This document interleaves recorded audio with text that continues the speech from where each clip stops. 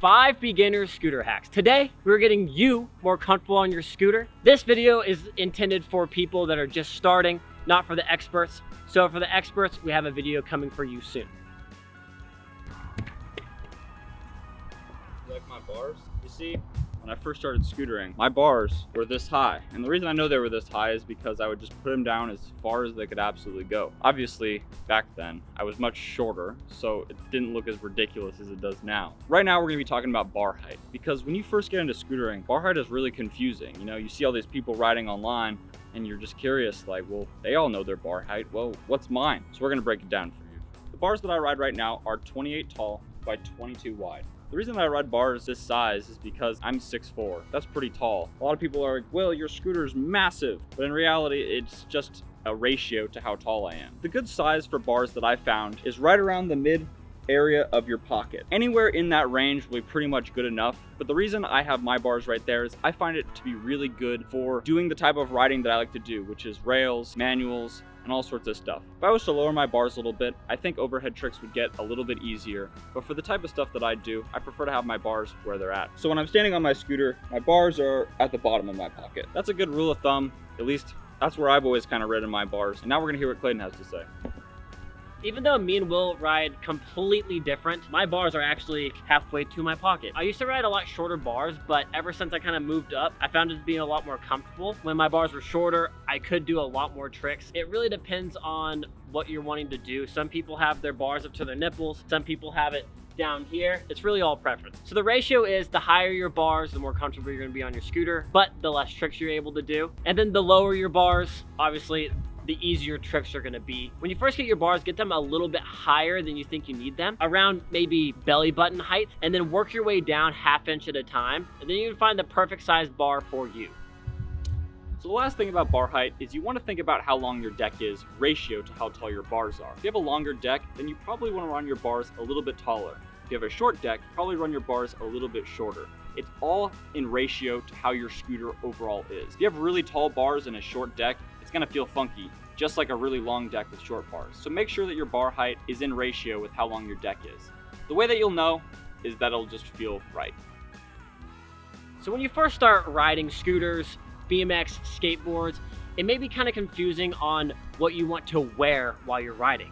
And what I found that works best for me is wearing a little bit thicker of clothes, because I used to wear a lot thinner shirts and I would always rip them. Every time I would fall on the concrete, it would rip my shirt off and burn my skin, and I was getting so irritated. And so what I did is I started looking for a little bit more thicker of a shirt, also wearing pants instead of basketball shorts. Because when you're wearing basketball shorts, I found that it burns through the shorts and your underwear very, very quickly, and it does not feel good on your butt. Now for the kicks, the most important part of your outfit when you go to a skate park or really doing anything. Sadly, since there is no scooter brand that brings out scooter shoes, we all kind of have to revert to skate shoes, and right now I'm actually wearing BMX shoes. And the reason why I'm wearing BMX shoes is because they are a little bit thicker than a skate shoe, because skate shoes are made to be thinner, so that way the skateboarder can feel the grip of the board and really feel the edges, but on a scooter, you don't really need that.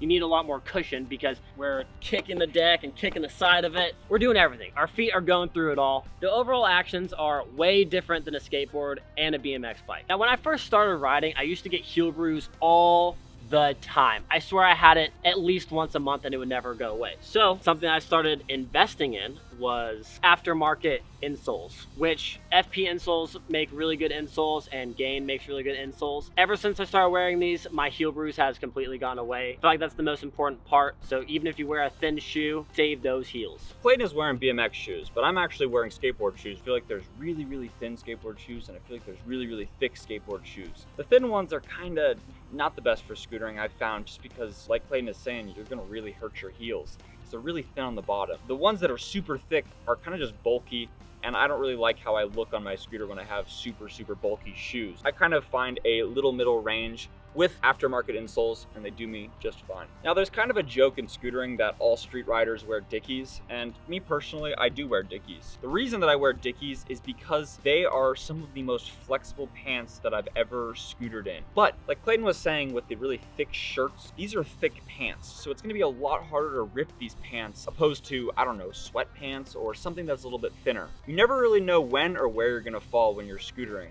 You could be on bad asphalt, you could be on the really smooth skate park. It's good to just have something that's good for all of the situations, because if it is really gritty asphalt, you could rip right through your pants and that could go into your skin. Just make sure you have some pants that are flexible, but a little bit thicker. The nice thing about scootering is that it's casual sport and there's no real dress code. So honestly, whatever you want to wear scootering, wear it. So after getting 20 concussions, you know, helmet.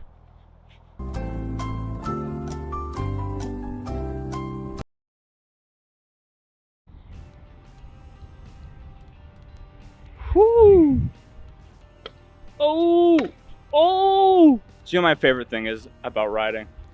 My number one favorite thing is literally everywhere.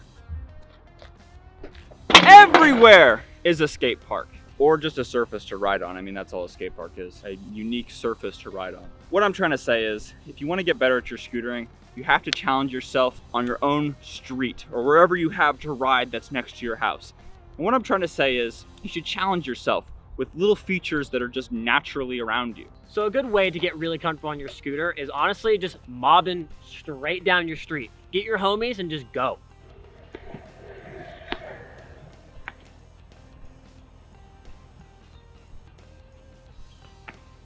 Something that you could do to improve your scootering skills is to work on your turning. Something you could do to work on your turning is practice turning sharper and sharper, faster and faster, like this.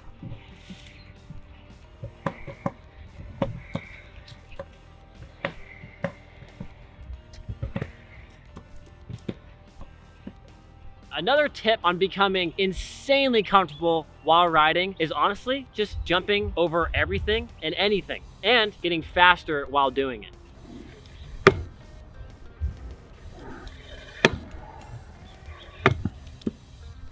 So something that's very important, don't skip steps. Get comfortable on your scooter before you ever start trying tricks. I know it may be irritating and you want to go show off in front of your friends. You won't be able to show off in front of your friends if you're not comfortable on your scooter. Do all these steps first before going to the skate park and learning a tail whip.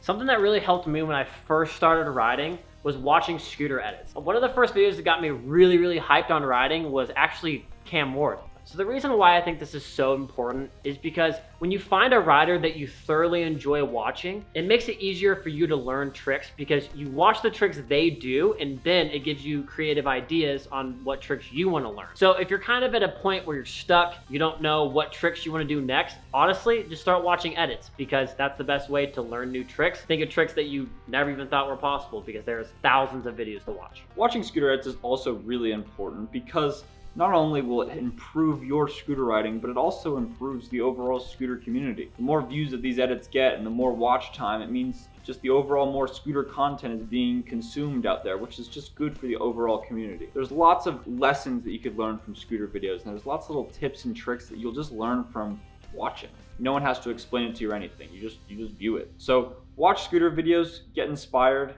and improve your riding. Well guys, I hope you enjoyed that video. Those were 5 easy scooter hacks that you can do right outside of your house or inside your house. If you guys enjoyed this video and want to see more scooter hacks but potentially leveled up a little bit, comment down below what you guys want to see. Go to undialed.co. If you like this shirt, well, it's sold out, so get the stuff because it all sells out. But remember guys, have fun on your scooter. We're doing this for fun. It's all for enjoyment. Have a good day and we'll see you guys in the next video. Peace.